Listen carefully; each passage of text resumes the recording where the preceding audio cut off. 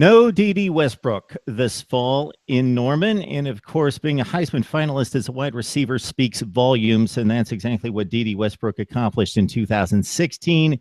80 receptions, 1,500 plus yards, 17 touchdowns. No Geno Lewis as well, the Penn State transfer who filled in and was able to accomplish 122 career receptions. Graham Dudley joins us from Crimson and Cream Machine to break down the Oklahoma situation at wide receiver. So, Graham, you start there with no D.D. Westbrook, and I know a couple years back it was no Ryan Broyles, and what are we going to do to replace this guy?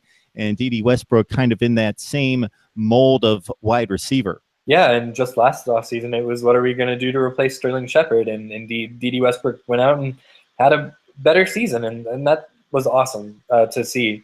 Having said that, though, obviously Westbrook's loss, and even Lewis's loss, is going to be challenging for the Oklahoma offense. However, when you just look at the guys who we're bringing back and the guys that we're bringing in, I'm really not too worried about diminished production from the wide receiver position.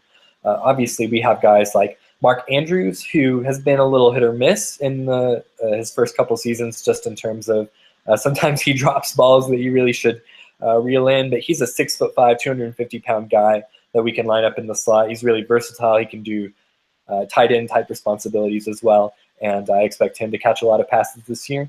We've also got some really tall, talented receivers like Jeffrey Mead and A.D. Miller, and if either one of those guys is able to figure it out, they're going to be really dangerous. We even got production last season from some really unexpected positions. I'm pretty sure Nick Basquine was a walk-on last year who ended up catching 20-25 passes. So I think the Sooners are going to be okay, especially when you consider the class that they just brought in. There's one guy in particular that the coaching staff has been kind of talking about as a potential Westbrook replacement, which is really high praise. They must really like the guy. But he's Marquis Brown out of California.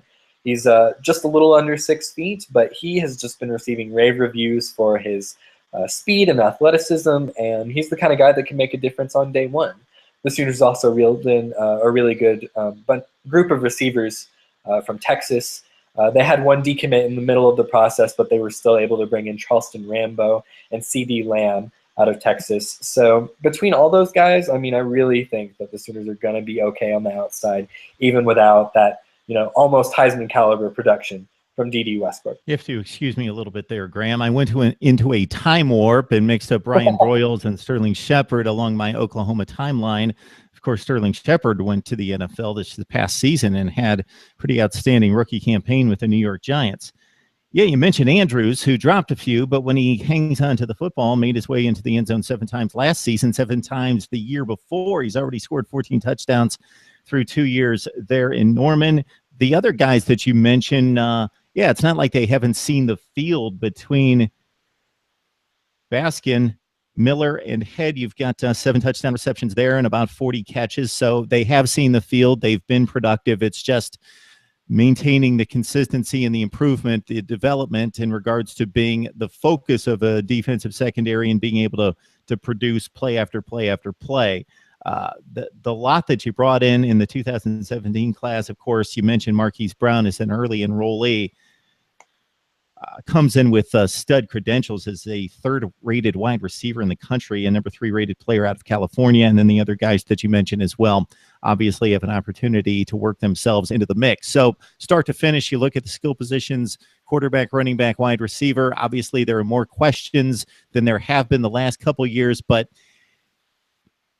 considering the talent that's been brought in, you got to feel good that the numbers are going to work in your favor, and there are going to be some guys that are going to step up to the challenge and fill those roles of the stars that have left. Yeah, absolutely. I think that under normal circumstances, losing a trio like Westbrook, Pirine, and Mixon in the same offseason could be devastating for an offense, but the Sooners just have proven over the last couple of years, especially this past season with that recruiting class they just brought in, that they're going to be able to reload from those situations, which hasn't necessarily been the case over the last 5-8 years for the Oklahoma program. So Sooners fans have every right to expect an offense that maybe doesn't match, but comes very close to the same production that you saw last season.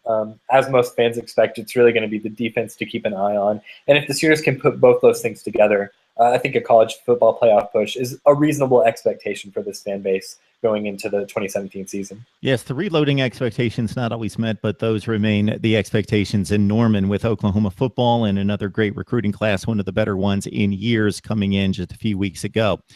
Graham Dudley from Crimson and Cream Machine from the Oklahoma platform on SB Nation joining us. Graham, we always appreciate the breakdown. Absolutely, Mark. I'll come back anytime. Thanks for having me.